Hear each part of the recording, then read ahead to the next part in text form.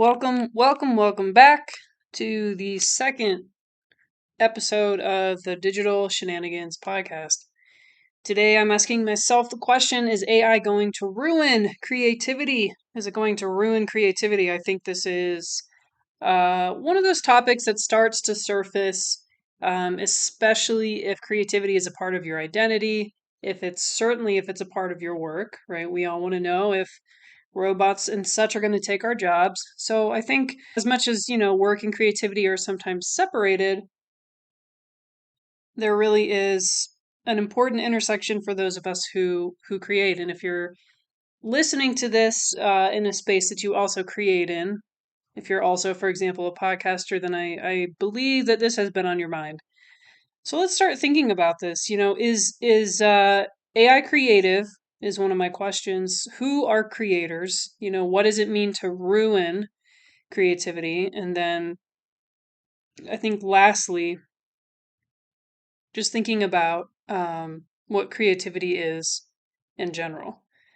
So I guess that actually kind of echoes the first part. Is it creative? But we'll get there. So I think to start answering this question, we have to think again about what creativity actually is. I would define it as the ability to make something new out of existing materials. So these materials can be very, very general categories like words or images, or they can be specific examples like the word dog. And we might all differ in our understanding of what the new creation is, right? So some of us might want a new take on something familiar, right? So you take the word dog and you turn it into a slang term. That's a creative use of the word dog. Or you can reverse the word dog so that we can see the word God is in it. That's also a creative use of that same word. Um, we might want to see a painting of a dog. It could be abstract, it could be purple, it could be extremely realistic. In either case, we're actively contending with something about the nature of these materials, and in some cases, the perception of an audience. So, AI is, in many ways, intended almost exclusively for audience perception. So, this is how we say if it works or not. Does the AI work? It's not working. It's not working well. And this is why I think that when people jumping on the AI train right now, mid 2023, are considered early adopters still, because the audience perception piece isn't fully worked out yet. So if you look at some of the text to image AI generated videos that I've made, for example, you'll see that sometimes the AI creates output that quote unquote makes sense, and sometimes it doesn't. So if an artist does this, if they make something that doesn't make sense or that does make sense, right? If it's like photorealistic or surreal or abstract, there's this whole spectrum of does it make sense? If an artist does this, we usually ascribe intention. Okay, especially if they are like trained as an artist and we think like, oh, that person's really thinking about what they're doing, or they're not thinking, but it's an intentional not thinking. And we could go down that rabbit hole, but essentially if an artist sort of does something that makes sense and or doesn't, we ascribe intention to that. And so I think that's the key determining factor to this question. Does AI have intentionality or not? Personally, and at this moment, I don't believe that it does. I think it has a function, but not an intention. So, whereas an organism with a more traditional consciousness, like a human, has both function and intention built into their nervous system. And for an artist who isn't necessarily making something for an audience, we can argue that they are their own audience. They act as their own form of perception and feedback. AI doesn't currently, as far as I know, give itself feedback, at least not in the same way. So users give the AI feedback in the form of asking prompts differently, rating the performance of its output, and simply offering more data as we continue to use these platforms.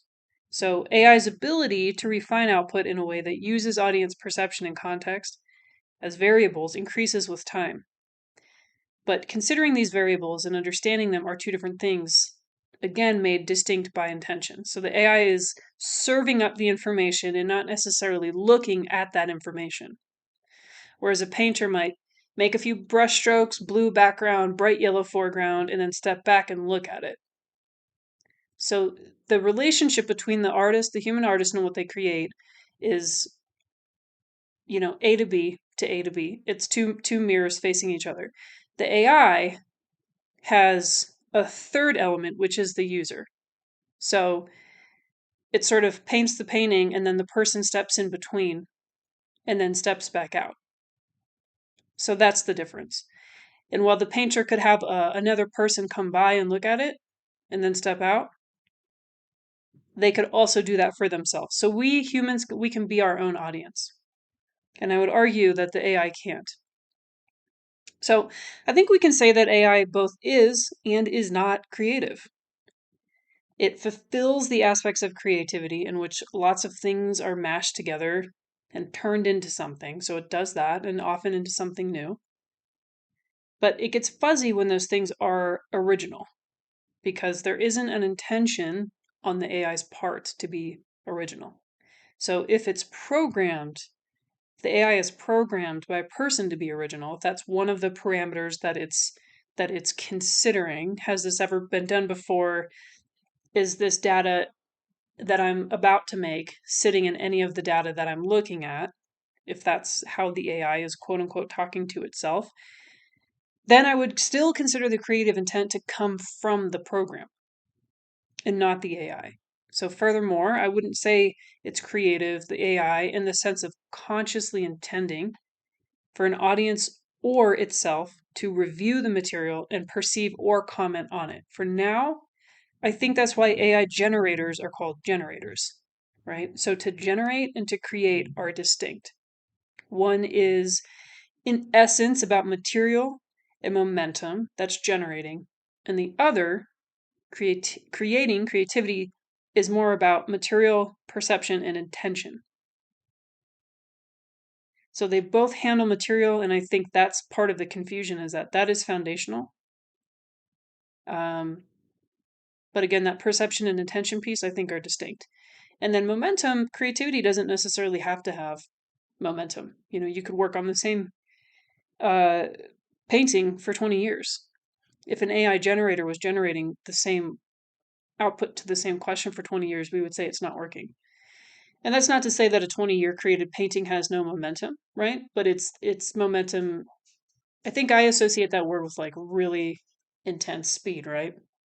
20 years right now would not be really intense speed. So let's shift topics here and think a little bit about who are creators. And what's interesting to me is that AI is opening up this question of who, counts as a creator. So AI prompting is generally considered to be an extremely important new skill to learn and to understand and interacting with AI. If you're learning about AI, if you're taking the courses or certifications that are popping up, I'm so sure you're going to hear this word prompting. And it's deeper than you might think. So prompting consists of entering, for example, text into an AI generator in order to receive output. So you put something in to get something out. If you watch my Mighty Minutes video on understanding neural networks, you can learn a little bit more about input, output, and hidden layers. It sounds really juicy, hidden layers. Anyway, so putting the right words in the right order with the right level of specificity is the gist of prompting. And as you can imagine, there's a way to do that well. And there are reasons why you might need to do that well. And one of those is because you're talking to something that uses machine learning. And so these are in no way logic, process, and precision. These are in no way opposed to some methods of creativity, right? If you've created yourself, especially over like many years or with a lot of intention to find the way to create, you, I'm sure, have known this to be true. You can look at just different artists and how they create. Some take walks, some sit inside all day, some listen to music, some look at paintings. So in and of itself, some people are going to use different levels of logic, different levels of process, and different levels of precision. So those are not anti-creative, but I wouldn't necessarily call AI creative in the context of prompting. I wouldn't necessarily call prompting in and of itself creative. So what is creative is the thought, feeling, image, intention that sparks the prompt in the first place. So interestingly, I found myself using much more original, inventive, random thoughts to enter into my prompts in AI generators. Largely, this is because the text to image generators specifically bring a skill to the table that I don't currently have, which is image generation. So, in the same way that a gifted painter might look to AI to generate a title, I, being professionally trained as a creative writer, look to AI to bring the skill of image generation to complement my skill of language generation. So, it's opened up on my part a willingness to respond more to those seemingly random things that might be tough to have that momentum in building them out from the very beginning. It's offloaded essentially that the skill of image generation and brought to the foreground sort of more space um, for these more original concepts. So we can break that down further, even to look at prompt generation from the actual AI. So you could prompt it to write you writing prompts, right? That sounds a little meta, but some folks are using AI to give them prompts or ideas to get them started on their writing journey. Similar to what a teacher or coach or writing buddy might do to help you get your creative energy moving. And this is distinct from doing the actual writing itself. I haven't really researched this, but I wonder if different parts of the brain are activated in writing a prompt versus responding to one. In any case, there is arguably more energy available to the artist that they can dedicate in the response if they're not also generating the response. So I think more and more people will start accessing their creativity as they find that AI can take on some of the heavy lifting in areas that aren't the person's expertise or that are beyond their activation point to just get started or to simply inspire them with something to respond to. As you know, some people will say, "Oh, the scariest thing is a blank page. I just need something." Right? And so again, some people will their creativity comes in putting something on the blank page. And some people are more responsive. And some people do both, and I'm sure there are other models, but for the purposes of this, I think those two are helpful in sort of understanding this question. Will AI ruin creativity? So, to me, that next brings up the question of whether or not creativity is inherent to people or not. I do think that creativity has a bad rap, or at least a weird rap, in this way. Do you have it or do you not? I think we marshal creativity off to a specific group who self identify or as artists or who make things in new things in ways that are clearly understood and categorized as art. So things like books, movies, paintings, you make them, you're an artist. Even if you say, "Oh, I'm not creative," like you've filmed and scripted 3 movies. Yes, you are. But I'm sure we all know someone who's wildly creative in their personal life. Like someone who invents new recipes with the 5 things in their fridge that make no sense, but they're like, "Let me do it," and then it's great. Or some people are creative in fields not commonly associated with creativity.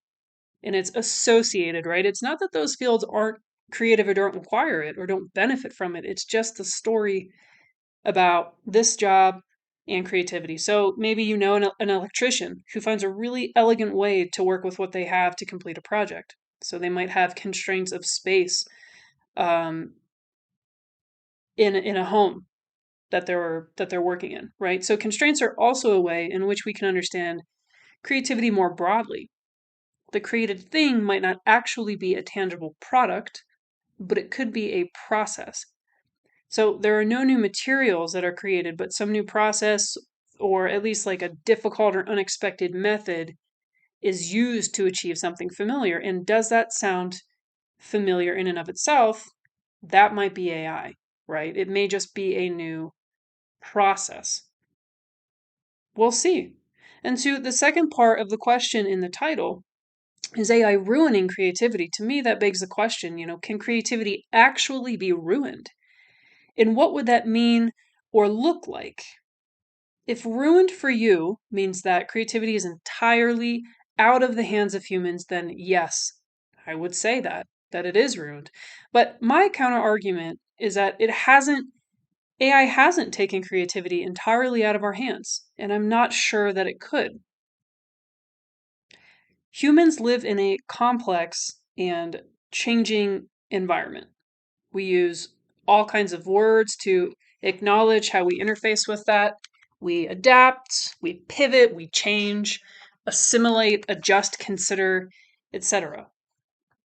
Whichever of those resonate with you, for me, they are fundamentally underpinned by creativity. If you're changing, adjusting, pivoting, creativity. It's just literally a part of how we exist in the world. And neural networks kind of make use of a similar concept known as backpropagation, where they essentially adjust the initial layers, so like the stuff coming in and how that stuff is understood. So they adjust that in order to have different output. AI's similarity to the human brain does suggest to me that it does have some elements of creativity, but the complexity of the world and of life itself suggests to me that AI can't ruin creativity because I actually see it as complementing and supporting creativity. And frankly, this did take me some time to arrive at. And this perception of AI's role in creativity could change as the technology changes too. This is one of the first questions that I asked myself, and I'm happy that I gave myself, some time to answer it. And I think a part of that has just been working with AI, experimenting, exploring, creating different projects, finding the softwares that I do and don't respond better to. That is helping me expand my understanding of creativity itself, right? So not even just AI as a tool, but creativity as a thing, as a concept, as an experience. I didn't expect this when I started the project a week ago, but I'm very glad for it. And having generated so much content with AI, I actually did get a little hungry to return to my own creative impulse, which is why I wrote today's script and put it together without any AI at all. I didn't ask, Chat GPT, like, hey, are you ruining creativity? What's up with that? I didn't ask it to generate any, headers or summaries. I really just wanted to create. And that's amazing. I think depending on what you do, especially if creating is your job, sometimes you just like do it, right? It's like you got to push the button and the creativity's on. And sometimes that's great, but depending on your process, it's not always, um, it doesn't always feel like the natural process that it might be if you just sort of went for a walk or listened to music or sat in your room or looked at paintings. Again, whatever your process is, sometimes we can and sometimes we can't bring that into, creativity as a job. And so it's been interesting to me to reconnect with like, oh, that's what it feels like to want to create and to have that much energy kind of built up. So yeah, it feels good to have explored and to have essentially, I think, created a store of energy for this kind of longer form content and to have found this sort of new, um, fresh accessibility to the random, super original like stuff in my head uh, that I can hand to, for example, an image generator. Um, in summary, I think we're all still finding out what AI is capable of. Though it checks off some boxes of what creativity is, I think it's ultimately operating as a generator, a complement, and a source of inspiration for creators, certainly for myself. I think, too, it's also inspiring more humans to start seeing themselves as creators in ways that are both technical and traditionally creative. Finally, it has the potential to give content creators plenty more energy to experiment and lean on their own strengths, and to simply have more time and space to pursue creativity, and perhaps even to develop new skills as we, should we choose, start to integrate AI into our own creative processes. or a new identity, a firmer, stronger identity if we choose not to. And I think there's merit, on either end of the spectrum and anywhere in between there. So I would love to know what you think about AI's ability to create and its effects on creativity, so on and so forth. Any of the topics above. And if you'd like me to respond to something, please let me know in the comments. I would appreciate it. If you like, subscribe and share if you like the content. It's a new channel. Still sort of finding the niche, but I think that we have something here, and I will see you soon.